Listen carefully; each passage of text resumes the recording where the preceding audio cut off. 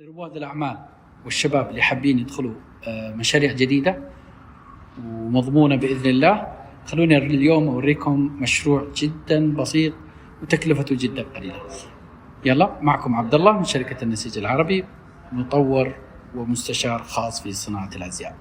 المشروع هو مشروع خاص بصناعة الثياب الرجالية. طبعا صناعة الثياب الرجالية ما زالت فيها فرصة كبيرة جدا. خلوني أوريكم الآن الخطوات الأولى لبناء مشروع بطريقة صحيحة. أولا حوريكم الآن الآلات. إيش الآلات اللي أنت تحتاجها؟ شيء أنت بحاجة إلى مكبس هيدروليك زي كذا تكبس الحشوة. تحط الحشوة زي كذا، تحط القماش ويكون هيدروليك زي ما أنتم شايفين. شوفوا كيف هذه عشان ما تنفك الحشوات.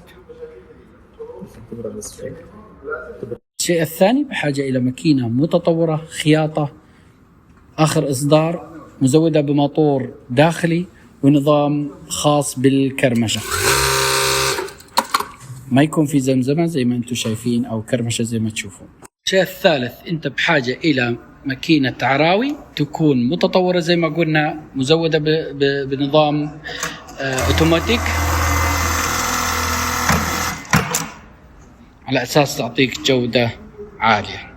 الرابع كمان ماكينة الأزرار تكون كمبيوتر وأوتوماتيك زي ما أنتم شايفين على أساس كمان للجودة العالية. الماكينة الخامسة بحاجة إلى ماكينة أوفرلوك برضو متطورة، مزودة بأنظمة بحيث أنه تكون الجودة جدا عالية زي ما أنتم شايفين.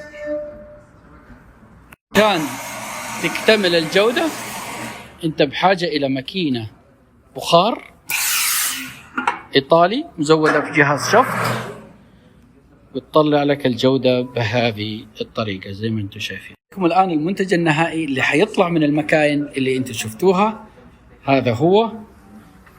هنا تكون من أفضل الجودة ومنتجك جدا عالي، ويعطيكم العافية وشكرا لكم.